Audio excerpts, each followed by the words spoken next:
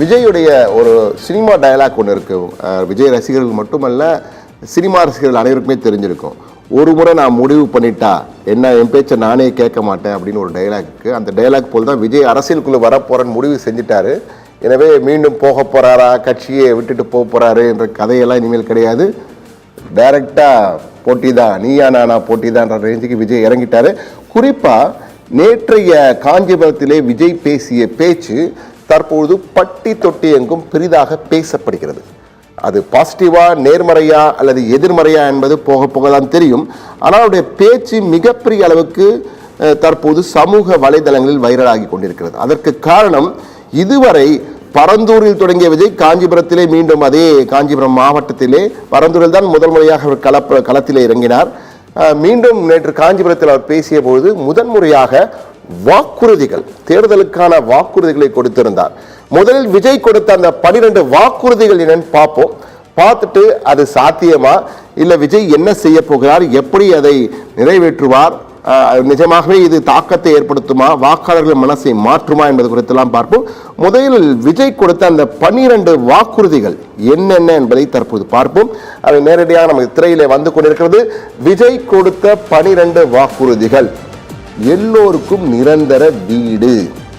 இது ஏற்கனவே கொஞ்சம் கொஞ்சம் கொடுத்திருக்காங்க. முதலமைச்சர் வீடு திட்டம், பிரதமர் வீடு திட்டம் என்ற பல வகையில் வீடுகள் கொடுக்கப்படுகிறது. இங்கு கலைஞர் வீடு திட்டம், அங்கு பிரதமர் வீடு திட்டம் என்றெல்லாம் கொடுத்து கொண்டிருக்கிறார்கள். சில அரசியல் கட்சிகள், ஆளும் கட்சிகள் எல்லாம் கொடுத்து கொண்டிருக்கின்றன. ஆனால் விஜய் எல்லோருக்கும் வீடு என்று சொல்லிவிட்டார். எல்லோருக்கும் நிரந்தர வீடு. அதுவும் அது மட்டுமல்ல, வீட்டுக்கு ஒரு மோட்டார் சைக்கிள்.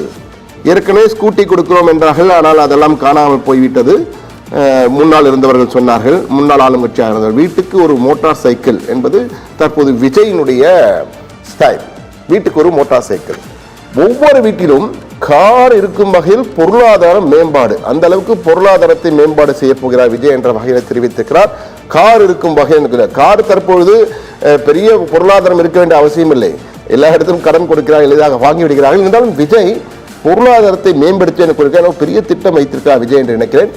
ஒவ்வொருவரும் குறைந்தது பட்ட படிப்பு படிக்க வேண்டும், அதற்கேற்ப நான் நடவடிக்கை எடுக்க போகிறேன், அதற்கேற்ப கல்வியில் சீரமைப்பு என கூறியிருக்கிறார்.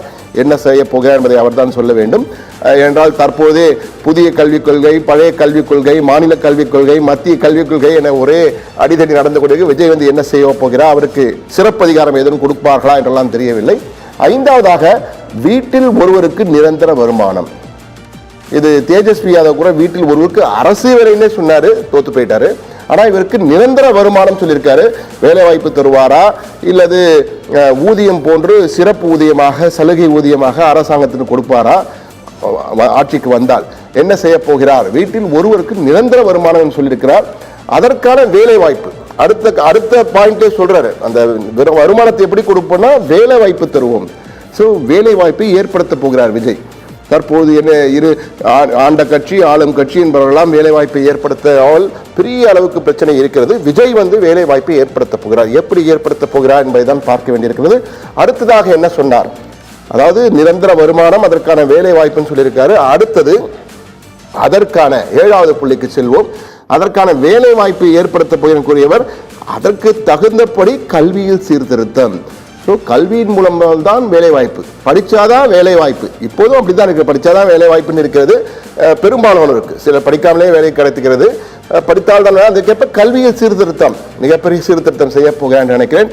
அது மட்டுமில்லை, 8வது மிக முக்கியமான புள்ளியாக கொடுத்த வாக்குறுதி, அரசு மருத்துவமனையை நம்பி செல்லும் வகையில் தரம் உயர்த்தப்படும். அரசு மருத்துவமனைகளுடைய தரம் உயர்த்தப்படும். அதை நம்பி போகும், அங்கே போகலாம். அரசு மருத்துவமனை போனால் நம்மளை காப்பாற்றிடுவாங்க, தனியார் மருத்துவமனைக்கு போக வேண்டாம் என்று சொல்லும் அளவுக்கு அரசு மருத்துவமனையை 5 ஸ்டார் மருத்துவமனையாக மாற்றுவார், தரம் உயர்த்துவார் சொல்லியிருக்காரு.